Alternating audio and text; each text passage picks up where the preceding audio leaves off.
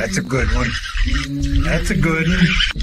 Oh, God, it's a toad, son. It's a toad, dude. Let's go. I wake up to a little bit of drool on my pillow, feel like it's gonna be a bad day. Internet sucks. What is going on, OneCast fans? Welcome back to the OneCast Fishing Friday Live. Our internet's a little bit in and out. We got windstorm. There's a really bad thunderstorm south of us. So it's we're getting some wind, so it may be a little bit sketchy here, but we're gonna keep going. We're gonna keep talking. As always, make sure you head to onecastfishing.com, use the code the OneCast to check out. Nope, don't turn me down. You can't hear my voice. You literally just took me off. That controls the voice, not the volume of the earphones. Volume of the earphones are over there. Trey forgets how to do his only job. So make sure you head to onecastfishing.com. I get and keep going. That's good. And I gave a thumbs up because your voice went down. I was like, oh, he's got it right. No, he turned me down, so I probably was whispering to folks. But onecastfishing.com, use the code the OneCast to check out.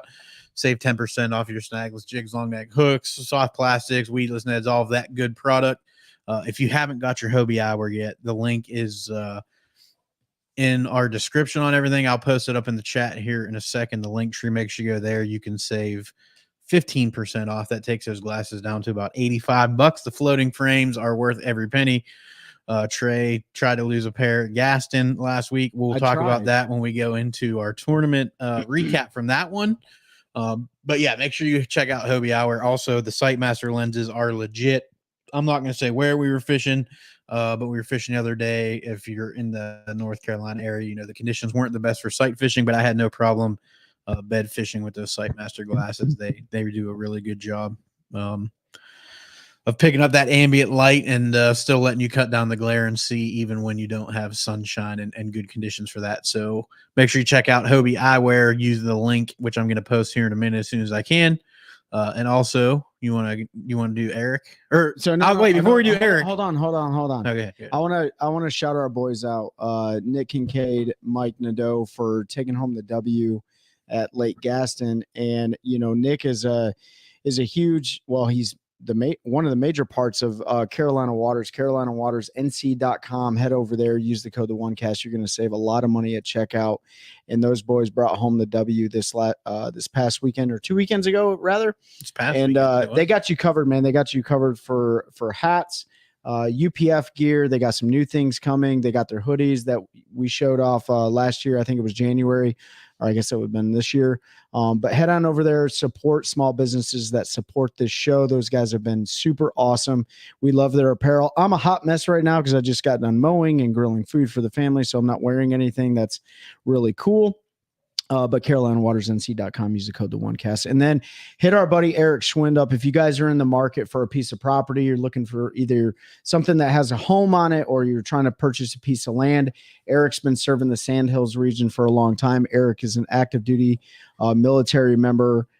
So we support our veteran community 100%. You can hit him up at 936-494-9686 or shoot him an email at eschwind@mossyoakproperties.com. He's got tons of land, everything you guys are looking for. So shoot him a text, shoot him a call, or shoot him an email. I think he's going to join us on our next Fishing Friday, which won't be next Friday. Yeah, it won't be next Friday, but we have pre-tournament meetings and stuff for Jordan Lake on the 20th with Fishers and Men. Looking forward to that one.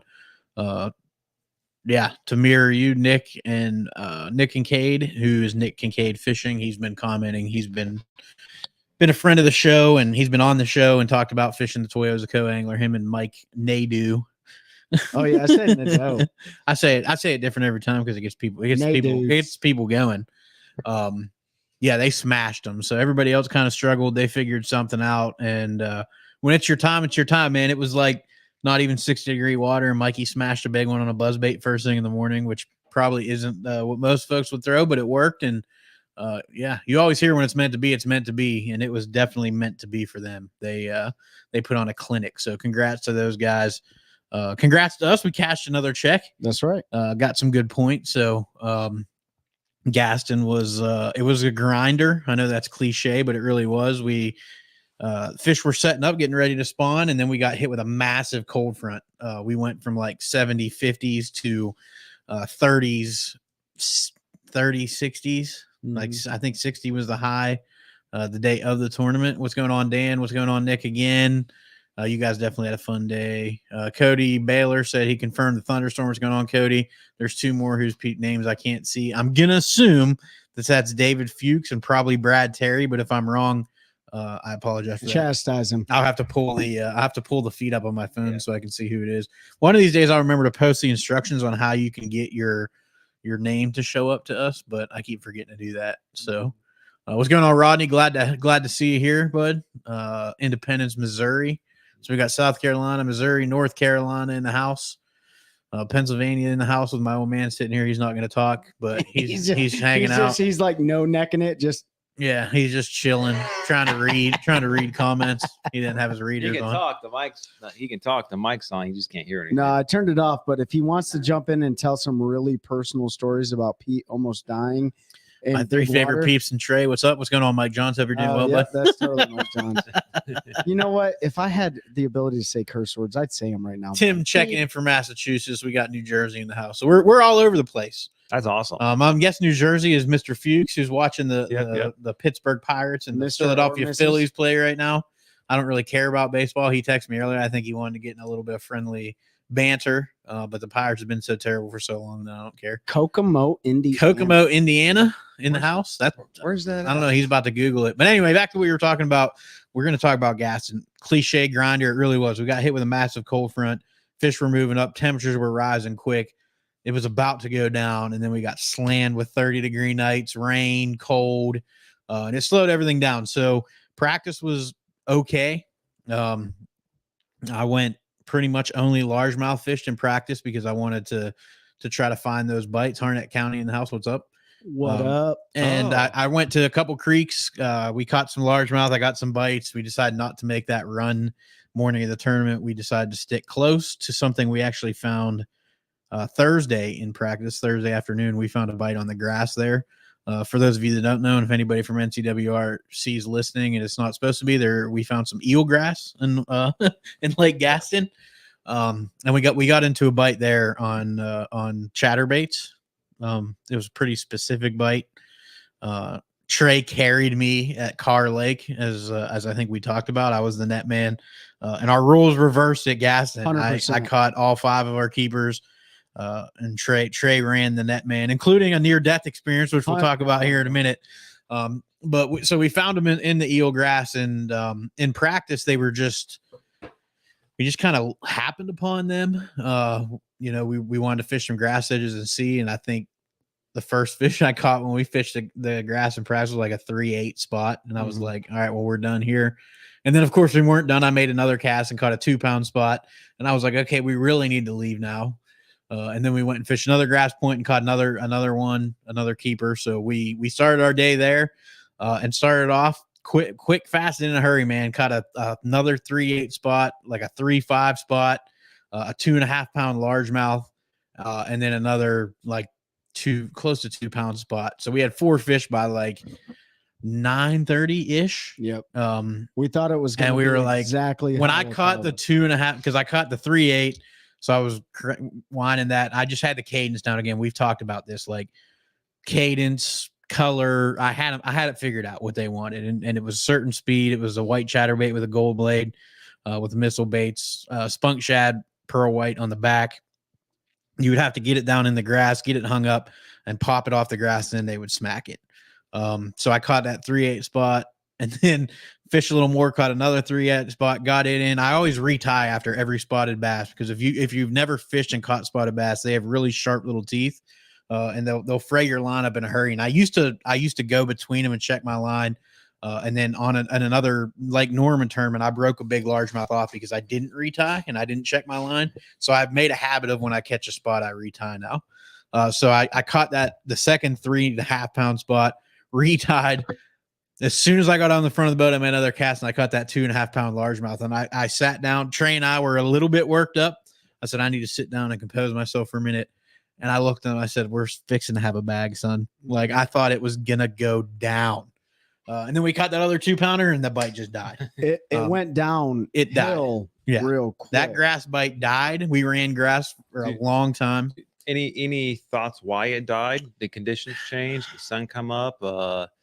So honestly, I think I don't know how spots are when they spawn or when they're moving up, but I want to say like Pete hit them right in the head, and they weren't thick in there, right? It wasn't like there was a school of spots in like the eelgrass or anything like that.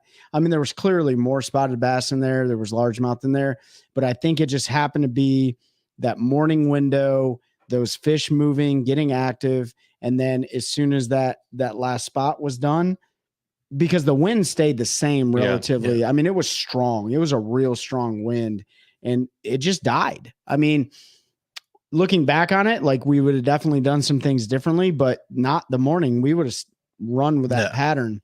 And I have to give all the credit for our fifth fish to Mike Nadeau and Nick Kincaid, because they called us. We're teamed up. We were traveling this year together, and they called us and said, get over here, because they went through like 60 fish that day. Yeah, they were whacking. I mean, they just knew what was going on.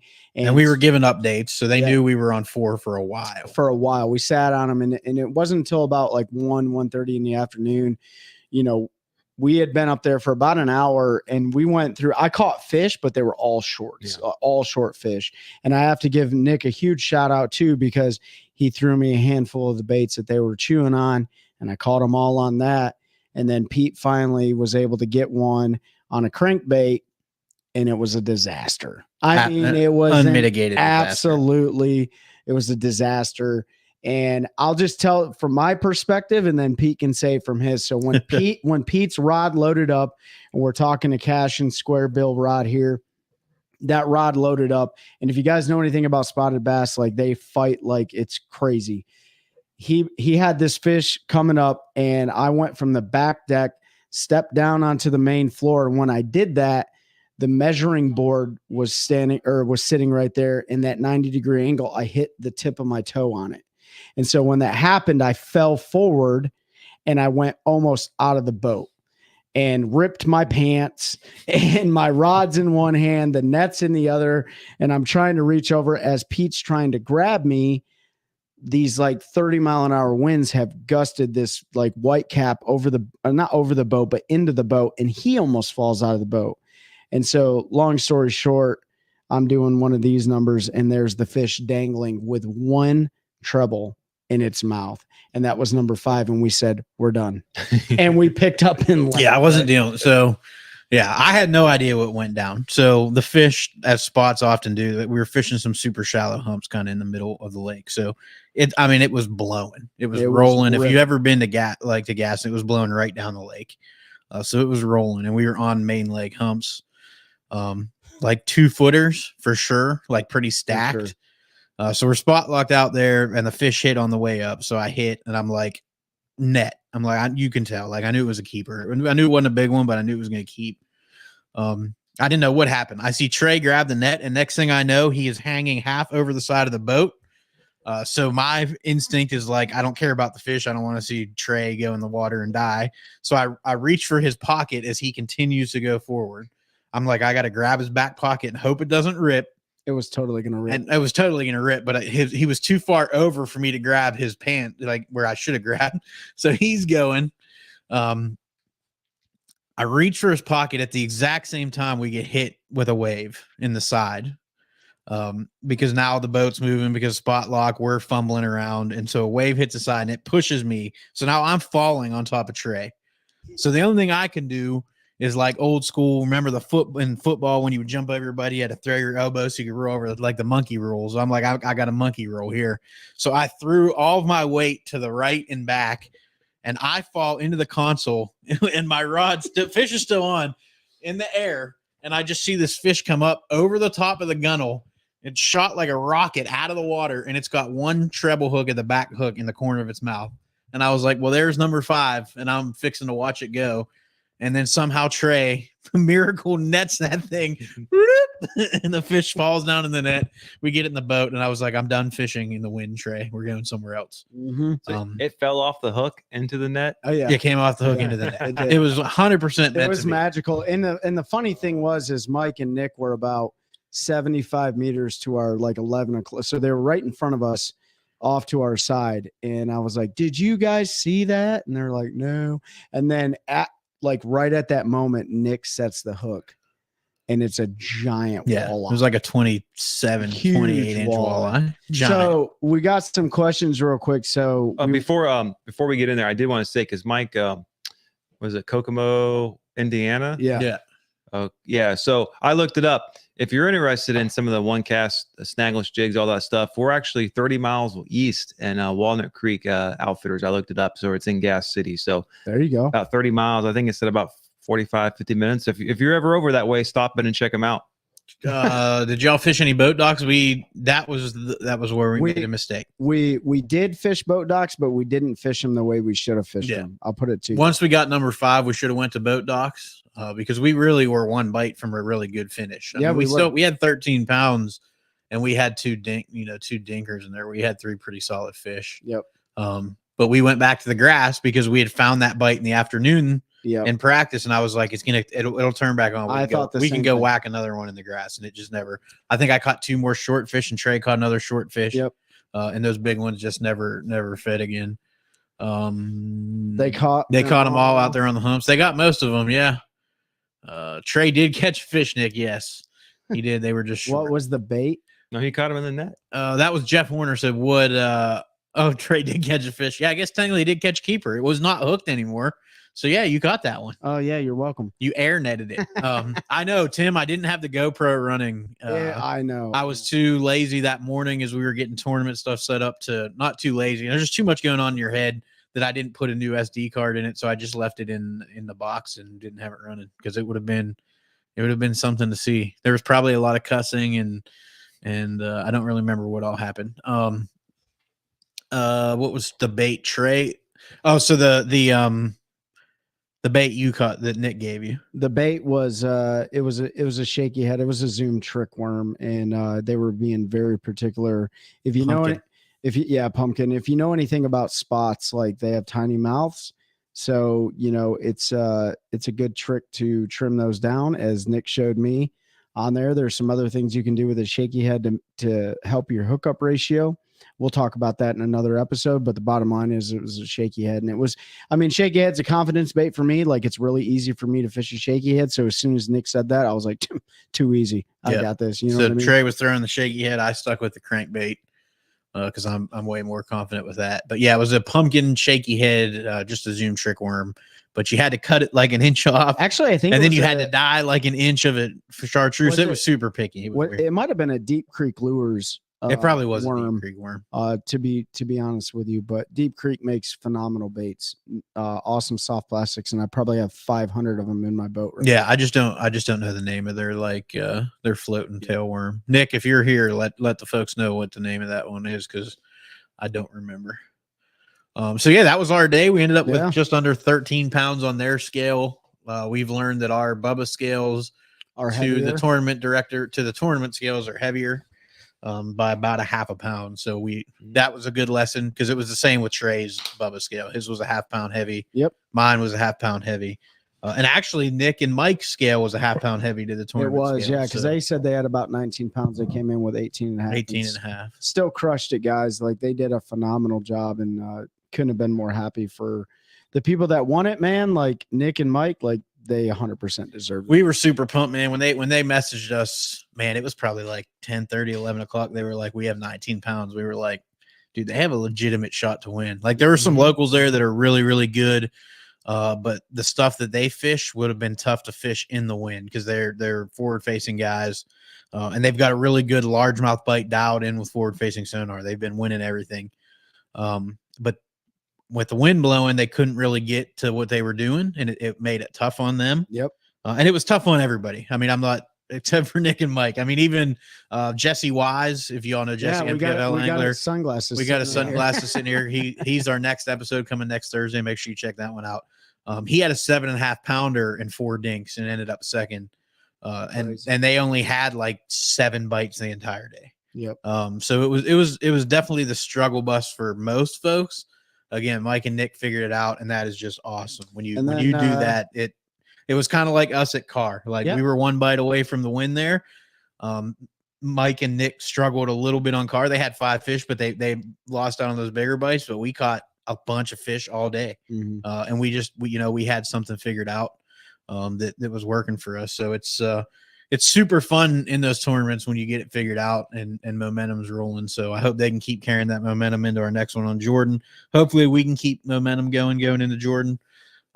Jordan's setting up to be an absolute slugfest next Saturday. We talk about like the fronts moving in, that, we had a front hit at Carr. Yep. We had a front hit at Gaston. The guys down in Florida right now fishing the Bassmaster Elite Series on the Harris chain, they had a front come in. Yeah. Right. So now you're looking at look at the weights from today. Well, that was a factor too, but it's Harris chain is fishing much different than it ever has because most of that grass is gone. They sprayed so much of that grass that there's not a lot. Last time the elites were there, I think Buddy Gross, actually, I don't think he was fishing grass, but a lot of all those guys, I think, got in Banana Cove, a lot of them just fishing that hydrola, and that stuff doesn't really exist there right now. So that combined with the front, and it's been tough on them. Yeah, I mean, if 12 pounds is keeping you in the mix in the Elite Series on the Harris chain, then the bite is tough. I mean, shout out to John Garrett, who's leading right now. They actually were supposed to start yesterday, but weather was so bad that it's like 40-mile-an-hour wind. Today was day one, and so championship is going to be on Monday. Yep. So hey, Angle of the year is better than anyone. I agree, Dave. I think they're all cool, man. Like John honestly. Cox is up there too. Yeah, he finished second. This is one of those tournaments that's turning into a fishing tournament. Yeah. Where you just go fishing instead of a catching tournament. No, instead of a scoping tournament. I think a lot of those fish are actually up in the Kissimmee grass and that sort of thing because they got to find some type of cover. Yep. So JT had a solid bag. Yep. KJ Queen had a pretty good bag. So, yeah, dude. So North Carolina, South Carolina guys showing up. Honestly, like right now in the top 10, a lot of guys you don't hear a lot about. John Garrett, I talked about, Rookie. Brad Watley, Joseph Webster, David Gaston, Brock Mosley, but I guess recently Brock's been around for a while. I mean, he's been around, but like even below that, there's a couple guys. Who else is it? 11th Timothy Dupe. I don't know. Dube, yeah. Trey McKinney's up there, isn't he? Like he's 12th. Yeah. Paul Mueller's 13th. Kyle Norsetter's 14th. Cody's 15th. But yeah, I mean, there's definitely some guys that recently you really haven't seen up towards the top of the leaderboard that they're doing quite well.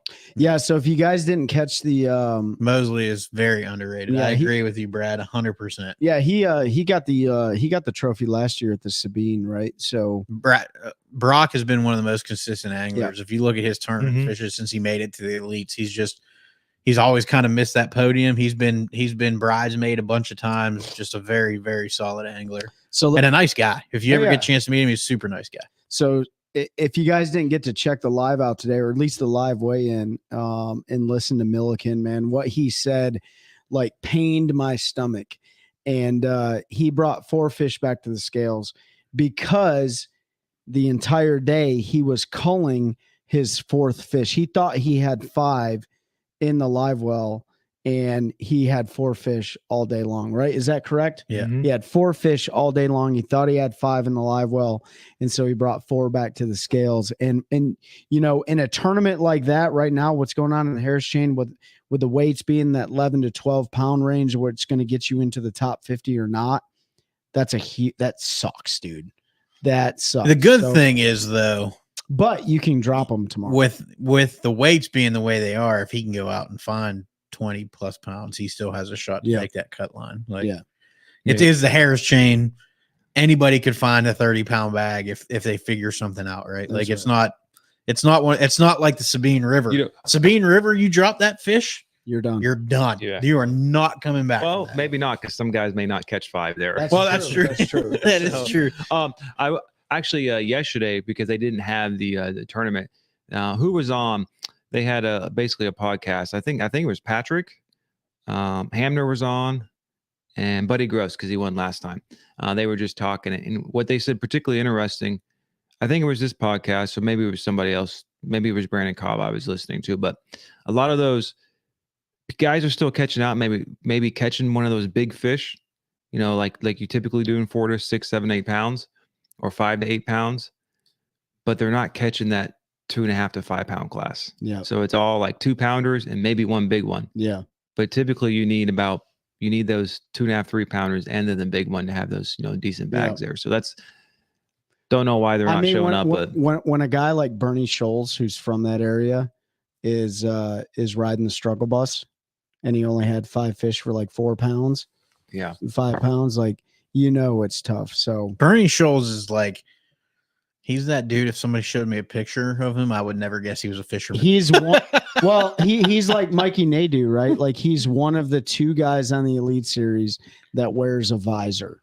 So Clifford Perch and Bernie Scholes, they both wear visors all the time. That's the only reason I know, because Mikey, he's a big visor guy. Bernie Schultz looks like a dude that retired and opened a bar in Key West and just sits at the end of the bar all day and watches people come in and out If of his he bar. opened a bar in Key West, I want to go to his bar. Give me that marker. That's what he reminds me of. Yeah, for sure. Golfer, yes. Angler, no. That's right, Brad. Terry said that happened to Mark Daniels Jr. Yeah, it's happened to a bunch of folks. If you tournament fish for any length of time, you're going to make a fish calling mistake, and it's going to cost. I don't know if you would. You are very. I'm super anal, but here's the thing: John Cruz is super anal and had 6 in his box. Yeah, John writes down, has a pad he writes down on to keep track. And who came in earlier this year? Left one in the live well. Oh yeah, that was No, that was Bobby Bakewell, and he left one in the live well when he was down in Florida. Right. Fishing the Toyota Series event. Yeah. Well, and then you had who was the one you sent me the video of that got all the way to Wayne and had Hey 6. kids. Kid says hi. No, that was on the MPFL, I think, wasn't it? It was Matt Luna did it in a it was a Toyota or an Invitation or something. Yeah. He had 6 and didn't even realize so he got back to Wayne, and he's pulling his fish out and he goes, and you just see him put him back in. He's like, I have to disqualify myself because I brought 6 fish to the. Yeah, Polynick had an extra in the box. Yep, he's done it. I know Swindle's done it twice. Livisy's done it. Livisy's done it twice as well. Yeah, you know how they call the tournament director. Usually, if you catch it before you make another cast, then you can have 6 in your box for culling. Yeah, but you can't make another cast if you cast with that 6th one in there. That's where so for just a couple weeks ago, a guy came in with 4. Yep. Yeah, that was the one we were talking about. He didn't get his 5th fish out of the So let's ask the crowd this. So every angler has their superstitions and all this stuff, like no bananas in the boat, whatever. No bananas. Here's mine. It's that 5th fish curse, right? Yeah. Like Pete's like number 1. Like, I just need number to get 1, right? Because I don't want 0. 1. But once we get to 4, I don't know what it is, but like my nerves start changing. I'm like, okay, we got 4. We got to get number 5. And I swear Gaston was like, that's rubbed off on me. I know. I never used to care about getting. I don't know if you guys are like that or not, but that 5th fish, that's always the thing that just gets me. Like, getting 1, 2, 3, and 4, like, not a huge deal. I mean, for me, I got to get number 1. Like, I'm always super nervous and just on edge till I catch that first fish. Mine is I wear draws that haven't been washed in 11 days. I wondered what that smell was, Paul. Man, I wear the same shirt if I had a good tournament and the same socks. Yep, I don't have that issue anymore. So I just go fun fishing. That works too, Terry. That's awesome. BPT is doing their Dale Hollow, and I'm not. They still fish? Yeah, I'm not watching the coverage, but I did just bring it up to see where they're at. So today, Marshall Robinson. Who? Marshall Robinson. I don't know. 37 fish. For 115 little pounds. Panty rub to get that. Gosh, and the big fish was only 4.8. Really? How much was his weight? 115 pounds with 37 fish. Gee. And the big one. But was this is 4. day 2 or day 1? Day 2. So that's 2 days. Day 2. Or he caught 100. Is that his Tomorrow, overall, or is that just today? That's I guess that's total for 2 days. 2 days. Yeah. So 50 pound a day average. That's pretty good. Yeah, it's pretty dope, man. I wish we would. If you're into that kind of thing, same here. Need to get that first fish. Who said burn your first cast and don't fill your live wells until you catch keepers? I am. So I don't know about burning the first cast, but I definitely do not put any water in my live wells until the first fish. So I do, because your coolest water is in the morning and it's better for the fish when you do catch them. So I used to not do that, and I probably won't do that unless I have ice in there. And that, of course, when we had I used to not take the net out till I caught a fish. That sounds like a disaster. Yeah. I'm drawing a blank. It's been a long day, but you know, he was talking about you don't really want to do that because it can shock them because you get all that cold water and then ice in there. So in the summertime now, when I get ice, and I'll fill it up, you know, halfway, and so it won't be as bad. If you fill, you don't even need ice. If you fill your live wells up the second you dump your boat in, you won't need ice. If you recirculate and use some type of product, I promise you don't even need ice. In the kayak world, the only fish that I've lost in the last 7 years was using ice. Once I stopped using ice and started filling my live wells in the morning, I haven't lost another fish since. And I temp check my live wells in the summer, and they stay that morning temperature as long as you're not opening them a whole bunch. Well, so that's my problem. I'm always catching. Look I at that open one. It up. I don't know who posted that one. I used to not take the net out. That was dang Jeff Horner. That just sounds like a disaster. So I'm not a big net guy. In the kayak world, I won't submit fish until I have a limit. Yeah, I can see that. So you take your pictures of your 5 or your first 4. Once you get number 5, then you upload them all, and then you get to shock everybody in the tournament because they're like, Paul ain't caught nothing. And then all of a sudden he's got 90 inches. Nick said, I keep and eat my last bass after every tournament. Shut up, Paul. Mikey and Nick say they don't eat anything until they punish themselves. They starve themselves until they don't catch. I don't eat on the tournament day. Yeah, I have a bad problem not eating at all in the water. A lot of chlorine and ice. Yeah, there is a lot of chlorine and ice. That's most people don't check to make sure that they're getting non-chlorinated ice. Who said, "What's up, Warncast?" I'm super. What's up, Warncast? That Zach Scott was going on. What's up, Zach? I fill mine with ice in my live wells to balance with the lake temps. Yep. Yeah, if you put it in the morning, and then you fill it up, then that'll work. Like half a bag. You just don't want a full bag of ice. A lot of people shock their fish. Yeah, right. I'm not shocking anyone ever. No, Paul, you would never shock anybody. Nick eats all his food after the tournament. Brad said. We've been waiting for this for, I don't know, it feels like forever, but fishing is on now. Fishing's on, but then it's off. Yeah. Right? Yes. It's fishing's on, but then it's off. We're not in the post-spawn blues yet. So, later, Paul. Good luck tomorrow, man. I got tricked. I'll tell the audience this. So I've been waiting for the fish on my little lake to move up and spawn and to go do some sight fishing. Cause I got 4 or 5 feet, water visibility. You can actually do some serious sight fishing. And Sunday I get back from church and I go down, look at my boat slip. I'm always looking along and there's a male and a big female swimming around that boat slip. And the male was making a little bed there. So it's like, I'm not going to mess with them. I'll let him stay overnight. Cause my plan was Monday morning before I dumped the boat back in, I was going to stick my camera down there and try to get some underwater footage of the baits and all. And I did that. They weren't locked on very well, so they wouldn't react. So I was like, okay, it's going to be on if I've got him in my boat slip. And then I get out there. I don't think I saw another single bed. It's crazy. I can't explain it. Why that was the only place on the lake. I think I saw 2 and they were like 8-inch bucks. Really? But they didn't spawn though, because there's no fry, right? No, I haven't seen any fry. So they just pulled up and then they went back down. So Wednesday I was out. And Wednesday, again, there was just maybe a handful of beds. And I jacked one off a bed. And when I went to boat flip him, he hit the side of the boat and flopped off and got back in the water. So, and I was disappointed with myself. And then I just spun around and went down the bank and I tossed that swim jig out there. And as soon as it hit the water, a 6-pounder smacked it. And I was like, oh, that's cool. And then I fished for a couple more hours and nothing. I was like, well, it's weird right now. Well, Pete's dad. Yeah, it's gonna be on fire. Pete's dad drove all the way down here. He's sitting right here, folks. You can't hear him.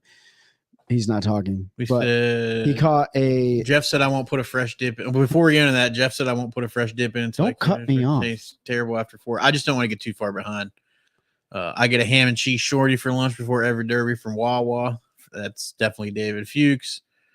Matt was pretty good last week. Watched a guy pull 8 pounds, 14 ounces off the bed as I pulled my boat out. Oh, Mottlet. Yeah, I've never fished Mott. I don't even know where that is. With next week's weather, it's going to be on fire. Yes, it will. Yeah. It's going to be on fire next week. Let's just hope it stays like that. Should be the next Saturday. The next week weather looks really good, and the following week's the full moon. So the next 2.5 weeks should be really good. The next month is going to be really good. Well, Pete's dad jacked a 614 off the bed, Nick, if that tells you anything. And somebody who said Hobie eyewear is fire. That was Paul before he left. Paul's gone now, but let me tell you. So during the tournament, Pete and I ran to an emergency spot that did not pan out whatsoever. There were definitely fish there, but they were not biting, or they weren't biting what we were throwing at them. What I was throwing at them, because Pete was eating a sandwich. So you zeroed on Jordan on Tuesday? Oh, Jeff, I'll talk to you later, bud. So, no, you won't. So, We don't fish against them. I will. so I was taking my beanie off, and when I did that, I flipped my glasses right off the side of the boat, bloop, in the water. Well, Hobie floating collection, man. Those sunglasses came right up and stood up just like this, and all Pete had to do was put the boat in reverse, and I went over and grabbed my glasses. So if you guys are serious about like not ever losing a pair of sunglasses, I swear, use that link, check out the floating collection. It literally happened to me during a tournament, and I'm super impressed with the ability to go back. And they're really good luck because Mikey wore them the day of the tournament. Oh yeah. And so these right here, these gray framed glasses from Hobie are the ones that Mikey Nadu wore. So these are the tournament winning Lake Gaston glasses. And you know, we're going to frame them and hang them up. And you know what Mikey did that day? He ordered a pair of them. Bed fishing. Bed fishing in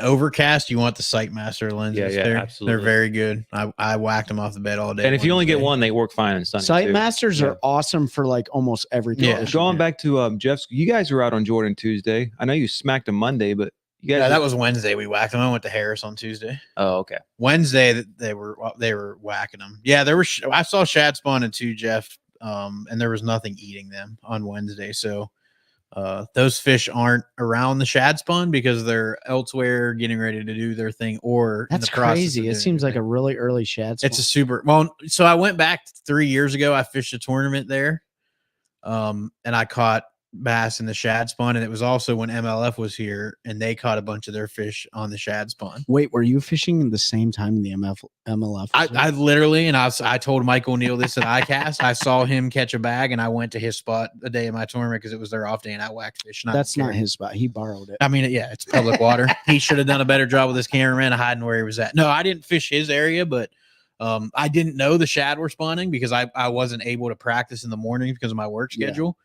So when I saw him catching them in the shad spawn, I knew I ran to a shad spawn area that I fished. I have a love-hate relationship with the shad spawn because if you're there and you don't get bit, then you just got to leave. Wasted a lot of time. And you got to leave. You can't Eddie, stay around. You hate this time of year in North Carolina for bass fishing? I mean, this is like everybody's favorite time of year. So I guess not everybody can like it. My dad and I had almost 30 pounds. But you know what? I see where Eddie's coming from because you guys went out today and didn't even get a single bite, right? You went to 2 lakes today, didn't even get a single bite. So it's either on or it's completely off. And so I can see where you're coming from, Eddie. But I did want to ask you guys watching today. The front definitely threw stuff. Shad spawn. What is your favorite baits to throw in the shad spawn? Spinnerbait, buzzbait, swim jig. Okay. Or a chatterbait. Sometimes that they won't eat a spinnerbait, they'll eat chatterbait. One of those two. Swim jig or top water. Yeah. Okay. You don't throw anything that's non-white and non-moving?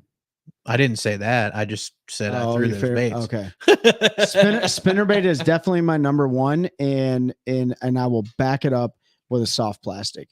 Either a wacky worm because those fish are up in the water column pushing shad. You throw something over them, or a fluke, a donkey rig, right? Or donkey rig. Those are like two of the ways. Like if I can't get bit on that spinnerbait, the first burn. Yep.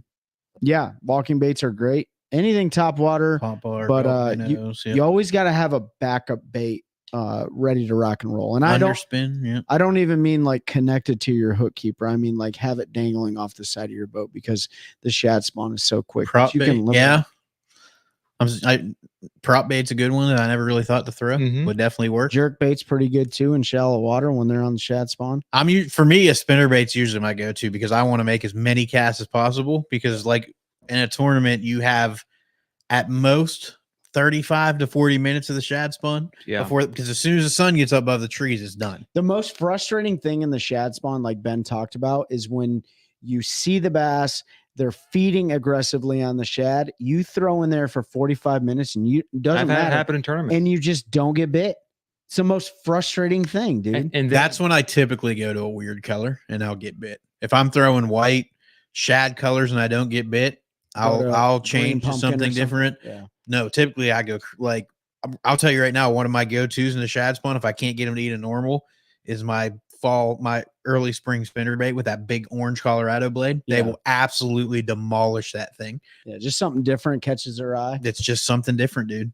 Every time I've run into where I can't get them to eat a regular spinnerbait or a chatterbait or a walking bait, I will put that stupid orange blade in there, throw it in there, and they will start eating it. And I think it's just that orange. Yes, Tim. I was just about to say that. So a lot of times when those bass push up, they push them onto the reeds or the pads or the rock or whatever, they will go back down and they will, or the docks, and they will go back down and they will just hang out for a second and digest what they're doing. That's a great time to throw a square bill past their face. Trevor said do a wacky style Alabama underspin. Throw a weightless minnow. Yeah. Wacky style Alabama. What? Exactly. I love it. Spinner, jerk, or fluke. I mean, you could actually set that up. My biggest problem with a shad spawn is it ends and I'll stay way too long because I'm like, this fish still have to be around here somewhere, which they probably are, but they're so engorged. The problem is slow down, Pete. So like on everything you're the last. Up. Hey man, we're about growing a culture of anglers helping anglers. I can't keep everything a secret. The last tournament shad spawn I was on was at Watery a couple years ago. And of course, the shad spawn's not the same throughout the lake. Now, the upper half of the lake was just blown out with mud. And so it was pretty much useless to fish. I went up there and practiced for a day and didn't get anything. And then the shad spawn happened. And the second morning, I went to a place where the shad spawn was better. And that thing happened. I didn't get bit there. And then and then you're just like, well, I'm going to grind it out. And I've done grind it all day. The only time I've ever ran into a shad spawn where I couldn't get bit was on Tillery. Oh, really? Could not get them to eat anything. Yeah. And I mean, that, like you said, the shad are spawning, the bass are blowing up everywhere. They won't eat a popper, a walking bait, a fluke, a jerk bait, a spinner bait. I'm pulling my hair out. And then I went somewhere else and caught him on a shaky. Well, you know what? Sometimes you just got to take the cast net out of your rod locker. I know. That's what I tell everybody in the club. Like, they're like, what did you catch them on? I said, live shad. You just throw your casting out there and fill your live well up and they can't say. You know what? I've seen it in reverse, right? So we talk about the shad spawn where you can't get bit on artificial baits for crap. But I've also seen it in the summertime. And in Pete, I know you've seen this before. I got a buddy who exclusively fishes with live shad from the lake. He's not a bass angler. He's just an angler, right? So he brings this big beep boat to the lake, goes and catches the shad in the lake, and then he throws them on like drop shots or Carolina rigs, whatever.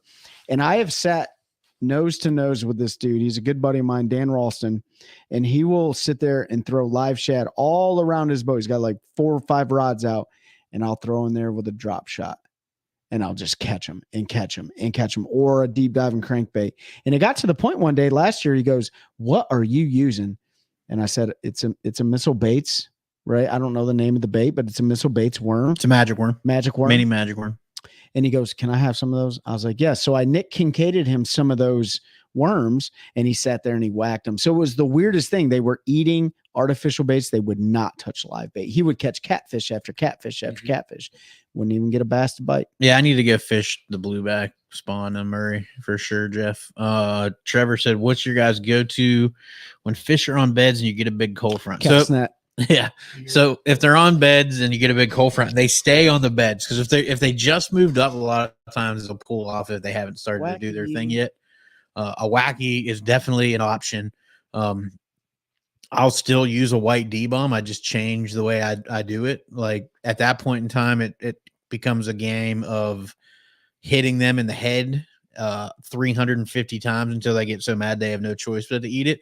The other bait that I'll use if it's a big fish, and I had a lot of success on this last year, take out your pens and pencils, kids, if you want some juice, is a big, I'm talking 9-inch on the small side, a 9-inch glide bait. And that big presence in their bed, a lot of times they can't take it. They need to react, and they'll come up and eat that. So I caught several 5+ pound fish last year on a big glide bait when they were on the bed and they wouldn't hit anything else because of that cold front. I'll tell you another bait. If you don't want to go drop like $5,000 on a glide bait, another bait that you can leave in the strike zone for a really long period of time is either a floating or a suspending jerk bait, a Yeah. smaller profile that you can flip just past them. Mike Johns will say a prop bait, but you got to move that a lot. I mean, you can leave it in the strike zone, but a really small, like Rapala jerk, whatever brand, it doesn't matter. Usually I like to throw like a gold color. I don't know what it is. What's And up, Larry? And I'll throw it right past their bed, and I will barely twitch it. And depending on the fish's behavior, if it just stays there, then I know that's not going to work. But if it starts moving towards it, that'll work sometimes. But then if you got to get it right in front of their face, like Tokyo rig, drop shot, Nico rig, wacky worm, anything that's going to go right past their face, a lot of times it won't trigger them to bite, but it might trigger them to move the bait. A lizard will get them. A lizard will get them, yeah. And that's why a glide bait works so good, right? Like you can get big bluegill colored glide baits and stuff like that. When they know something is coming in there to feed on their spawn, they'll eat them. Well, that's the one I jacked the other day off the bed. The one I had a boat flipping there. You know, I was using the Snaggles flipping jig. You just look at it. Couple different baits on the long neck hook. They're just looking at it. What got it to finally bite was I tossed that Snaggles swim jig out there in perch color because that's the one I was throwing, and I would let it fall past the bed, and it would turn to look at it, and I would crank my reel really fast, and pop that jig up, and it hits him right in the face, and there was nothing he would do but just grab at it. So I'm gonna grab a glide real quick. That works really good in the spawn. I'll be right back. Yeah, and if you're looking to get into that glide bait game and you want one that is not expensive and has a really good swim, 6 cents is even on the expensive side. That is a good one, but the Cabela's ones that they just came out with it are $17.99 are a very, very, very good glide bait for the money. They swim really well. They glide really nice.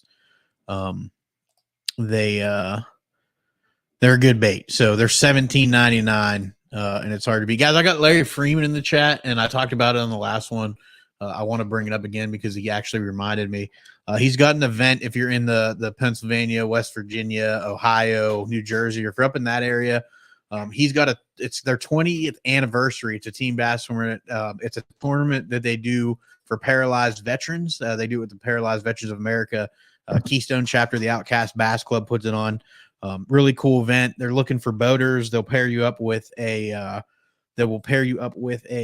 disabled veteran, a paralyzed veteran. If they whatever needs they have to accommodate, whatever they'll work with you to get them on the boat. You get to go out there for a day of fishing with them, and it's a really cool event. Larry Freeman is he's in the chat. He's one of the organizers. I will post the flyer again in our group. If you're not in our group, make sure you join it. So are you sharing this right now? No, because I didn't hit the button. Oh. I could do that, but it'll be in our group. It'll be in the group, and then I'll next week I will share it at some point on the live next time we go live. But for those of you that are here, if you might be interested, there's lodging available at no charge. They worked out a deal with a hotel there in Pennsylvania. It's Friday, June 14th. Show up. They have a little reception from 5 to 8. They team you up, feed you a little bit of food, get some fellowship, get to hang out. The tournament is Saturday, the 15th of June. And it's your normal tournament, 5:30 to 3. They have a weigh-in. They do all of that good stuff. So make sure you check that out. I will again post that flyer in our groups and onto Instagram so you can check that out. But it's a really cool event. I don't think I'll be able to make it up this year. Just house hunting and new job. So I don't know if I'll be able to take off to go up there, but it's definitely something I'm going to do. In the future. Need to hit our buddy So, Eric Schwindel if you're looking for a house. It's a cool deal. Glides are crushing for me right now. I've broken my PB 3 times in 7 weeks. Well, that's awesome. Hey, Zach, I'm going to spill it all, bro. Nesties are working too. Just nail weight them so they get down. Yeah, the Nestie's a good one. Am I talking the Swerve? That might be what it's called, Brad. Is it the more shad shaped one, the more round one? Brad is our dude at BPS. If you're looking for a boat, Bass Pro Shops, Cary, North Carolina. He's the marine sales manager. Go holler at him if you're looking for a nitro, Brad. Nitro or a tracker, or one of those lake lice boats that they sell as well. Next person to make a Carolina Waters order with the 1Cast code, I'll throw a Bass Pro Glide in with the order. Ooh. Did you hear that, folks? Brad Terry says Head to CarolinaWatersNC.com. Use the code the1cast, all one word. Order you some of that swag, and Brad is going to hook you up with one of the pro glides in your order to try out. I'm telling you right now, you better get there fast. it's a I'm it's working a great. even I'm going on it. See, It's a great glide bait. And if you don't get that one, again, it's $17.99. Like, you can't beat it for the money. It, like I said, it glides really well. And I saw where you at Bass and Through. Our boy Rick said Bass Pro really stepped up their hard bait game. Nice patterns on their XPS line. Yeah, I mean, I was at Bass Pro yesterday because of the storms we were supposed to get that we never did, so I didn't fish. And they have some really good looking stuff. They do. Bass Pro, even their bladed jigs. yeah. So their bladed jigs, aka chatterbaits, are being made by Z-Man. Z-Man's stamped right on the packaging. Yep. They have some different colors that Z-Man doesn't make. And Trey bought a few, and they swim really well. They're a really good looking bait. And Trey's favorite color is the coleslaw. I don't throw that. I need to get some because I've seen them whack 911 Custom Lures coleslaw spinnerbait is absolutely clutch in the late winter time. You can slow roll their spinnerbaits, and then the Bass Pro Shops XPS coleslaw colored chatterbait, bladed jig, whatever they call it, chatterbait, I think. Made by Z-Man is really good. Trevor Great said action. their new wake bait is fire too. I haven't seen the wake bait yet, so I have to check that out. But Trey brought a couple baits in. He brought in a multi-jointed swim bait, which can be a good one. That's the Trace by 6 Cents. It's not the bluegill pattern one, but this is a good one to swim past them to see what their reactions are going to be. This is a fast sink one right here. They make a slow sink one. So if you guys are like trying to bed fish or just see what the fish's reaction, you can throw a multi-jointed swim bait past them to see what they're going to do, which is this one right here. I'll hold it to the camera. And then if they don't really move, then you can pick up a single jointed like glide style bait and throw that past them. Nick, I will give my rod line set up as soon as he shows these baits. That's a good call. And so that is the 6 Cents Trace. That's a multi-jointed bait, so it's a really natural swim. You can burn that, and I've had good success on multi-jointed baits too. You burn them into the bed and then just stop. If that's a Chad shad, just slide it off in the trash. Come on, man. I smash them on a Chad shad, dude. And the Spro and the original. I absolutely whack them on that one. That's another good bait. Affordable. I think that one's $40, something like that. Yeah, I don't own $1 million glide bait. Neither do I. I catch fish just fine. So why does everybody look at me like that? You can get in the weeds in the swim bait game. I mean, just look at John Cox with the Berkeley Nessie, man. He's putting in work with that thing. Yep. So Nick, for me, rod line that I'm using a Cashin swim bait rod. Typically I throw it on the 710 because I like the bigger, heavier rod. 710 Cashin swim bait rod. I'm using an 8 speed, either 200 or 300 size reel. Just depends on what reel I decide to put on it that year. And then I use 20-pound fluorocarbon. You can go up to 25 if you're worried about it. I don't typically. I feel like 25 is overkill most of the time. But I like the 20-pound. That's plenty.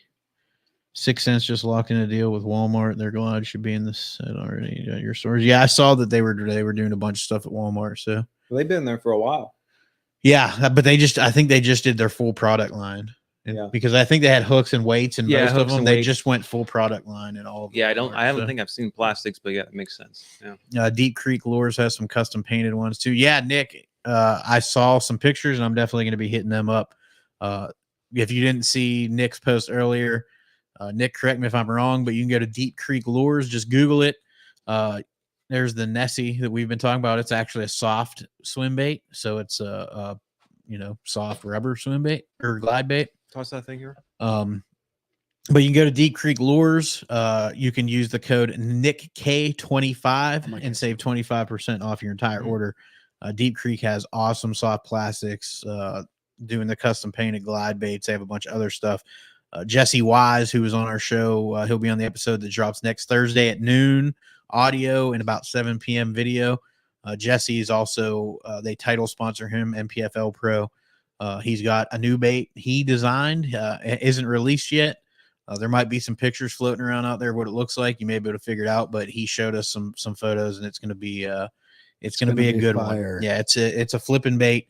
and I will probably not exclusively flip the D-bomb. Sorry, John, and our other friends over at Missile. We'll keep it honest. Oh, I'm definitely going to still flip a D-bomb. Yeah, believe I mean, me. I got like But- 5 million D-bombs in my boat. But Like, that they're new getting bait, flipped. you know, sometimes that change, it's gonna have a little bit different action, and sometimes that's what you need. I mean, That's right. I joke when I talk about bed fishing and say all you need is a white D-bomb, but I mean, any color D-bomb, I'll switch to a regular craw bait.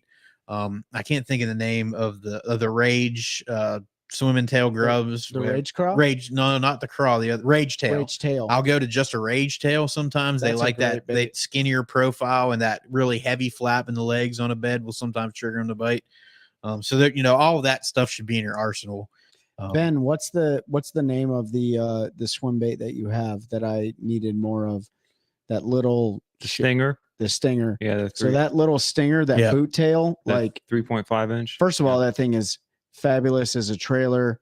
It's awesome on an Alabama rig, Mhm. but don't be afraid to flip either a fluke style bait or a boot tail bait in a bed. You know what I do with a lot? That 3.5 inch, I put on the Ned, Mm-hmm. the weedless Ned. And so one, it gives that it's a finesse swim bait at that point that you can just go down the bank and reel. And when you see a bed, you can just drop it right on. Usually That's I right. use a pearl, a white one, so that when Yep. I see the bed, it just drops right on. That's right. And They crush it. a lot of Yeah. times if it's like Jordan or Harris around here, or it's an overcast day and you can't really see the beds, if you're slowly just going down the bank and reeling that thing, a lot of times the bass will smack it. Yep. And then you'll get a key and you can really then pay attention and look and Here's drop another it down. here's another bait to don't be afraid to throw this bait in the spawn. A frog. Yeah. Throw a frog. If it's early spawn, they're just moving up, they're still like really irritable. Go for it. Yep. No, You can't go wrong with a frog. No, I mean, they don't eat the frog, then you got to start fishing in their beds. But if they eat the frog, then I'm not putting that down. yeah, there's Pete- a lot of Pete's dad's laughing right now, but that's because he went in one cove and caught like 8 fish in like a 75-yard stretch with a frog. there are times that they do not like that frog. Peter, you fishing Lake James with us? No, I'm not going to make James this year, unfortunately. That is a great lake to bed fish, smallmouth, largemouth. It's well, not small, mean mouth now. There are no smallmouth left because we've destroyed our fisheries by introducing spotted bass. If you haven't listened to those conversations yet, go back and listen. We've had Seth Miko on to talk about it with NCWRC. We've had Corey Oakley on to talk about it. So I'm not going to go on a rant, but yeah, Lake James is a ton of fun, super clear water. A lot of fun catching fish deeper, being able Just to see something them well. different, It's just man. different, yeah. Thoughts on Rick Clunn and fishing his $4.99 at 500 pro tournaments? I think it's awesome. I think it's Um, fantastic. It's a long time. I mean, dude, I watched him catch a fish today. They did a replay. I didn't watch live because I was at work, but I watched him catch a fish today in a square bill. It was like chartreuse colored square bills crankbait. And just like he's so calm about everything. And the fish wasn't even hooked in the mouth. It was like snagged under the face. And he's just working around the boat, sits down in the driver's seat, grabs the line, which everyone tells you don't grab the line. As long as you keep tension, you'll be good. And he just scoops it, doesn't even talk, and does his thing. And I'm just like, man, all that. I mean, he has more experience in fishing than I do on this earth almost. That's crazy. That's unreal. I mean, he You know does what I have mean? more I mean, he experience. does. He does have more experience. He started fishing. fishing in the 70s, and you weren't born until the 80s, bro. I wish I would have grown up in the 70s. Am I right? You know what I mean? Mhm. So, but still, like, it's amazing to see that man do what he does, still gets out there, competes. It doesn't matter. Like, he's not a scoper, but he's doing what he loves to do. And I give him all the Where credit. is he on the GOAT list? For Ben, he was the GOAT. Mhm. Rick Clunn was the GOAT for Ben. So he's definitely always going to be in that conversation. He's on the Mount Rushmore. Who's on vacation in Dale Holler? Is that Josh? No, that's Tony. Tony? Are you down there checking out the MLF event? Yeah, I know Josh Watkins from the MPFL You went know, up there. you know what's funny about that event is they've basically permanently suspended James Watson, and he still finished one place behind Boyd Duckett. Didn't even fish. With that, Love you, James. Hope you're doing well, bud. Oh, We're doing good, Tony. I hope you're doing good too, man. Hey, Chelsea. Hope you're ready for tomorrow. I know you were rigging Yep, tackle good and luck, getting stuff good ready luck. to go. Jordan should hopefully be better today. better than it was today. I'm sure it will be now that we're getting out of this front. But why are you laughing, bro? I'm just pointing out facts. He was dead last. I was asking Mike Johns, like, oh, where's he at? And he's like, oh, he's last. Did you guys catch Justin Hamner smearing scent attractant on his jerk baits? Any opinion? Yeah, that's bait fuel stick. It's great. Yeah. I love bait fuel. It's like my secret trick on bedfish. It's not. People get mad because they're like, it doesn't smell or taste like anything, and I put it on and it doesn't just catch fish. It's not like that. Like what I like about bait fuel is when they pick up, they hold on to it. I'm gonna say Copenhagen.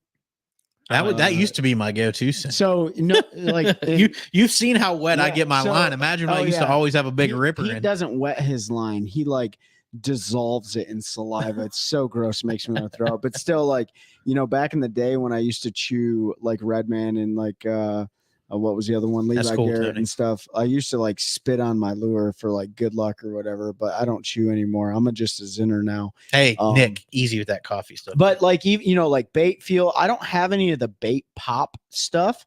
But I know Scott Martin's really big into that bait pop stuff. I mean, obviously he's going to promote it. But that's more of a But facing sonar thing. well, it is, but it also has a scent to it. It's like a paste, right? That he rubs on like his what are those things called from Guggen?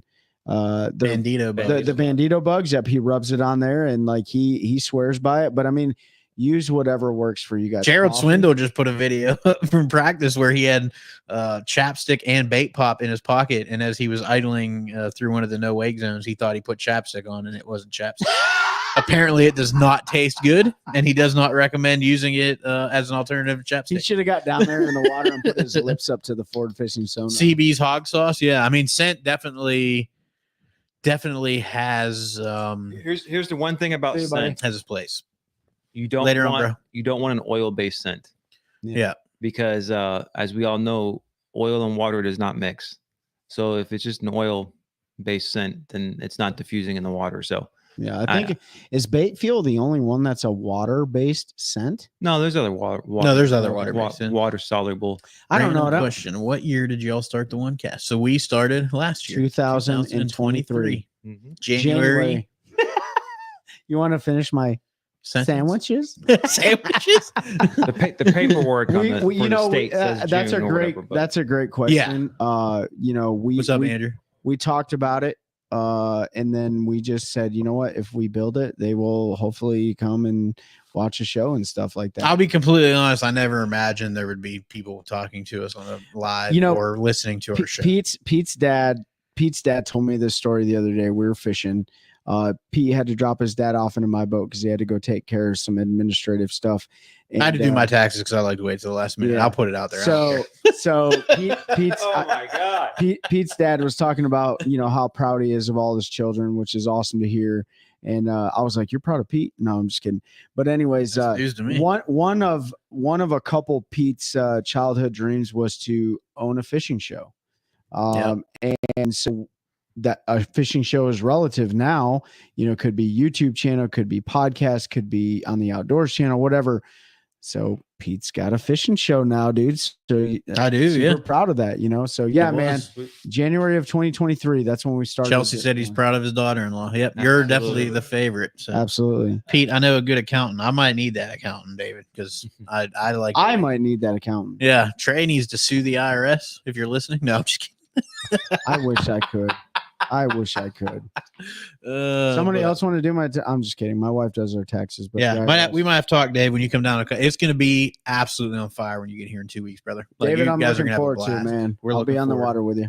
Looking forward to getting out there. I'll only get out probably Saturday, but I'm looking forward to it, man. I quit my job. We're gonna go. Yeah, Trey. Wait, what? No, basically. I quit my job for David. Yeah, we're looking forward. So she'll be down in a couple weeks. Sweet. Oh, okay. So that's the accountant. Well, good. I guess I can talk. Hey, let's talk about the giveaway real quick before we end this show. Lord have mercy. Peter is on one today. What did I do now? Don't get into it with your wife on the show. I just wondered, was it the Boyd Duckett thing? All right, so check it out, guys. We've already done our. Did you talk about the giveaway? We've already talked about. Dang it, Pete. We've already done our first giveaway, which was in the month of March. So if you have not went to either Spotify, Apple Podcasts, Podbean, YouTube, whatever, and left us a review and sent a screenshot to any of us on the One Cast or our official socials, please do so that you can get entered into the giveaway. We just gave away a cash-in chatterbait rod and One Cast Fishing snagless bladed jigs. And that went to Randy Walker, right? So congratulations again, Randy. At the end of April, we're going to be doing our second giveaway. So make sure you guys go to any of those platforms I just talked about, leave a review, send a screenshot to us, and then we will get you entered into that. And it kind of goes into like that little Wheel of Fortune thing. So when we do it at the end of April, we're going to run it the same way. Pete's going to do 2 spins of the wheel to make sure that you guys know it's not rigged in any way, shape, or form. And then on that third spin, that's when that's going to be the recipient of the second month of our 5-month giveaway. Hold on, let me pull the list up. I don't remember. Pete's going to pull the list up because he's on one today. Chelsea said, "Yeah, I'm on one today." Whatever that means. So the second giveaway. Oh, we have. So we got a Lowrance Hook Reveal 7 and a Carolina Waters prize pack. So that Carolina Waters prize pack, after talking to our friends over there, is going to be a gift card equivalent for shirt, hat. So that way you can pick size and style you want, and we're not having to do exchanges or anything like that. So Lowrance Hook Reveal 7 fish finder and a Carolina Waters prize pack for our second giveaway. So make sure you head to pick on the third one. Yeah. Make sure you head over to if you click that link tree that I posted in there, if you haven't done it yet, there's links to all of those places. You can just click on one and go leave a review, screenshot it, send it to us, get entered if you're not already. If you've already done it, if you want to go to another and leave us another review, that's awesome. But you're entered. You don't have to do it again. So absolutely, Cody. Make sure you go leave a review so you can get in on it.